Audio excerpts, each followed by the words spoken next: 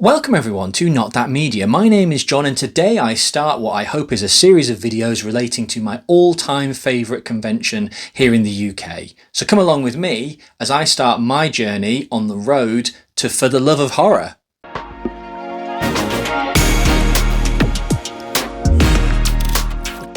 Monopoly Events brought us the first For the Love of Horror in 2018, and there has been an event every year since, with the only exception being 2020 when everything was closed due to the global pandemic. In my opinion, what makes For the Love of Horror better than most conventions is that the guys who run this have such a dedication to finding not only the really hard to find cult and obscure horror icons, but also a real plethora of franchises.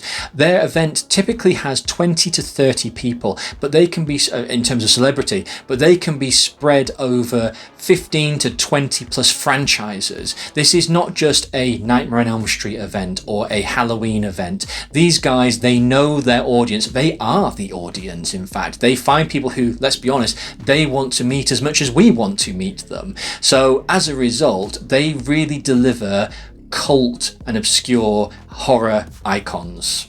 So straight off the top, it's important to actually know when is it and where is it. So to begin with, For the Love of Horror, the main event in terms of the day content will be on Saturday the 19th of October 2024 and Sunday the 20th of October 2024. It is located at the Bowlers Exhibition Centre, which is in Manchester, which is probably about a 5-10 minute drive from the Trafford Centre. The reason that I say the main day event is that For the Love of Horror has actually expanded to more of a festival quality as opposed to a normal con. There is the opportunity to attend a opening party, which is on Friday the 18th of October. I believe tickets have sold out for that, but that is a double feature of two movies, House of a Thousand Corpses and Terrifier, and for the House of a Thousand Corpses, Bill Moseley will be in attendance, and for Terrifier, sorry I don't know their names, but the two main women who are in Terrifier will be in attendance. They will be doing a kind of in-vision commentary FAQ discussion whilst the film is going, so it is a separate ticketed event and that is the opening party.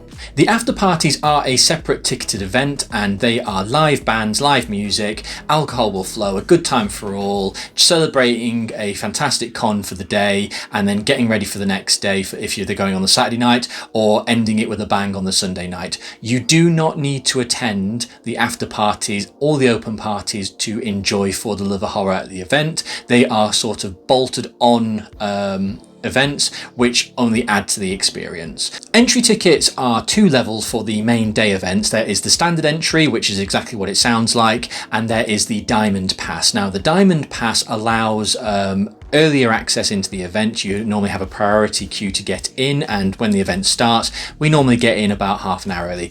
Note the word we because I always buy the Diamond Pass and I'll explain why in a minute.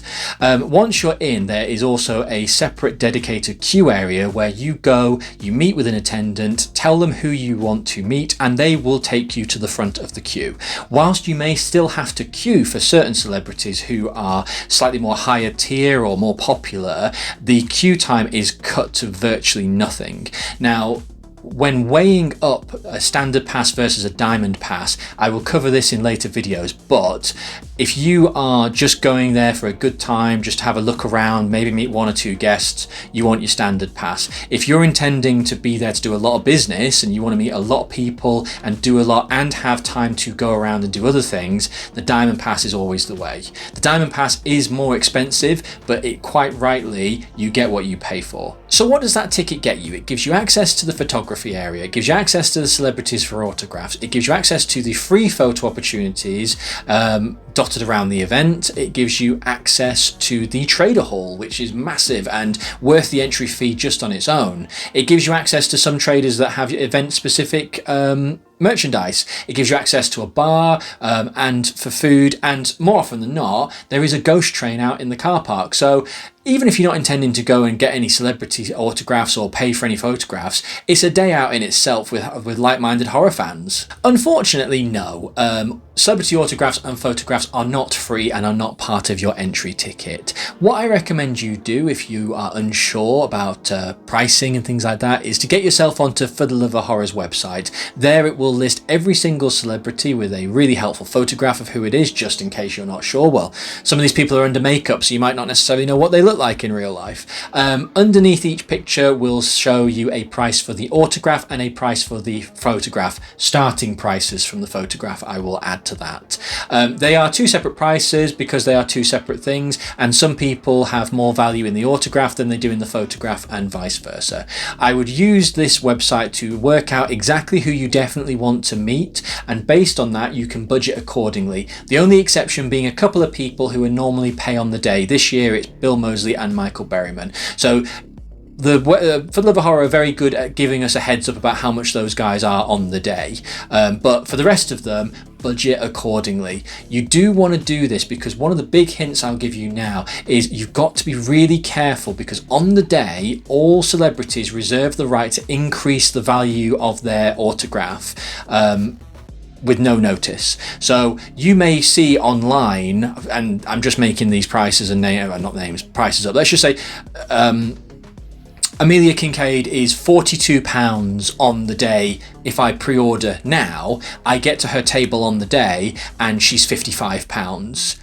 Tough, basically. They reserve the right to increase it. Not everyone does it, and it doesn't always happen, so this isn't like a big scam or anything, but they do reserve the right to change the prices on the day. So if in doubt, if you definitely want to meet these people, get on the website, get it listed, get it budgeted, get it pre-ordered, and then it just saves any disappointment on the day if you haven't got enough money. This one in 2024 is probably going to sound like an odd one, but it is an important question that I would answer. The event is fantastic. For the Love of Horror is perfect. It's really smooth, works really well. However, the building sadly makes for spotty internet reception, coupled with the fact that there's over 10,000 people in attendance.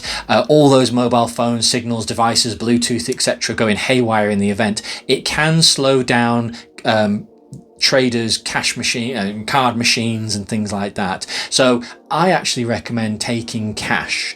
A couple of reasons: it negates getting stuck or being held up waiting for internet signal, but also it means you can actually budget properly. If you know you've only got X amount in your wallet, it stops any spontaneous purchases and things like that. But that's why I also recommend, as an extension to the last point, if you pre-order all your tickets and you've got it all on your phone or all printed off ready to go, then the cash you're taking you only need to worry about for your additional purchases. So this is one of those very rare occasions where I do say take cash For the Love of Horror.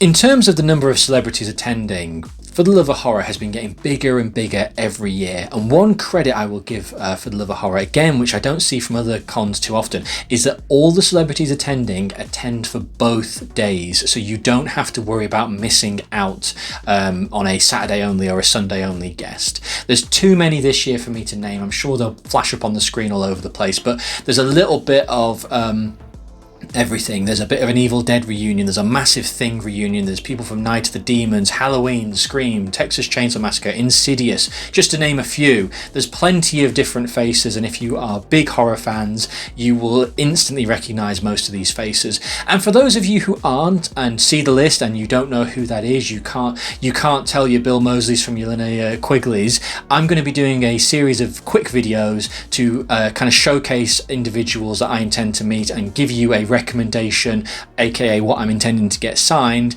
because there's so many people it can actually be hard to actually recommend them all, but I'm going to give it a damn good go. Yes, there are cosplayers. I mean, it is a convention after all, but what I would say is For the Love of Horror, in terms of audience participation with cosplay, it is on another level, these people. And some of these people are there just to cosplay all day. They don't go and meet anyone or do anything. So there's plenty of cosplay. If you wish to cosplay as your favorite horror icon, not necessarily somebody attending, but you just want to do it, you are free to do so. There are some rules on the For the Love of Horror website which I would point you to. I think mostly down to weapons is quite a big topic, so being very mindful that if you are intending to cosplay, to be aware of those rules. What I will say as well is cosplayers are always happy to get a photograph. In all the years I've been going, not only are they welcoming to the photographs, a lot of them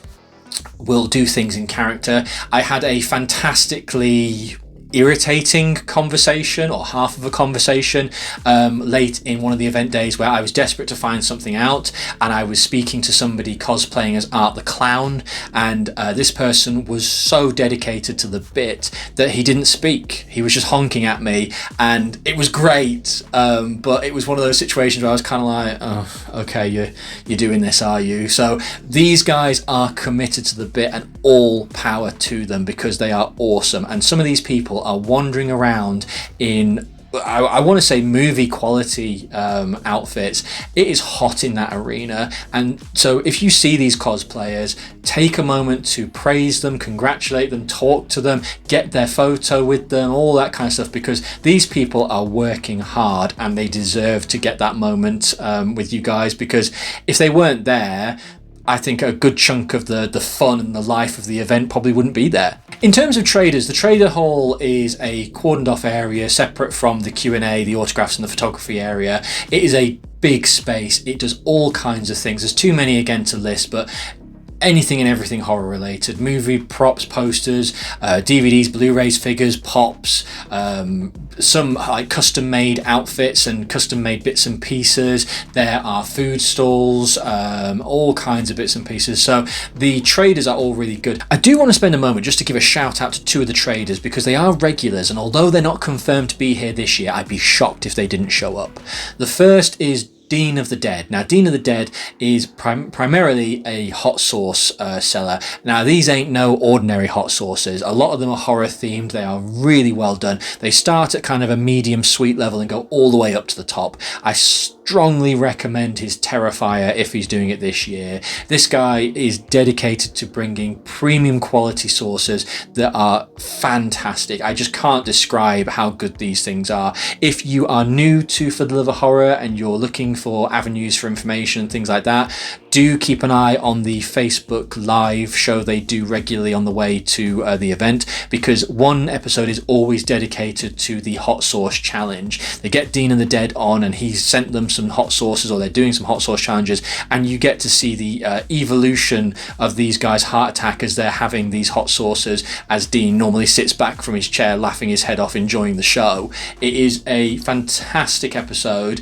and it's only made possible because Dean of the Dead, he brings a quality hot sauce, so strongly recommend. The second trader I want to give a shout out to is Hell on Shirts. Now, I found Hell on Shirts at For the Love of Horror. I'd never heard of them before the event. They do the t-shirts for the event last couple of years. The 2022 and 2023 event t-shirts have always been done by, have both been done by Hell on Shirts. It's a husband and wife couple who are independent business, who do officially licensed horror t-shirts on some fantastic cult movies, such as they've done Terrifier, The Crow, Halloween, They Live, Jason X, Return of the Living Dead, Lost Boys, Killer Clowns from Outer Space. These guys are fantastic. Their designs are brilliant, and a big shout out to them.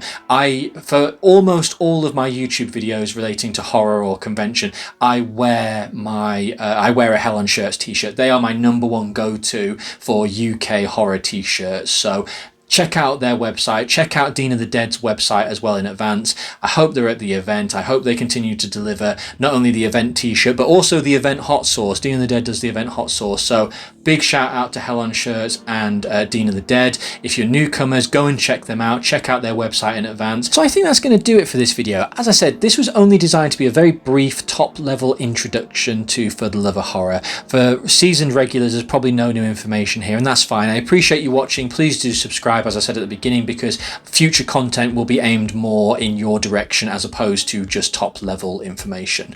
My roadmap for my video content is somewhat in place. I have at last count 22 celebrities listed that I want to meet. Using the Diamond Pass, that is entirely possible, and I'm happy to go over a video in future about how many people can you meet, can't you meet, how many is the most, how many is the least, etc. So let me know if that is something you'd be interested in hearing about. I do want to do, as I say, for these 22 celebrities, if it's a film where it's just the one person, I will probably do a quick 5 to 10 minute video about who are they and what film do I recommend if you want to find out out who these people are.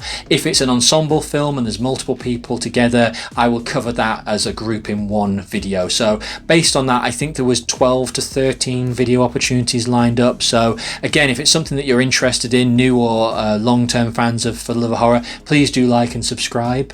And until the next time, stay scared.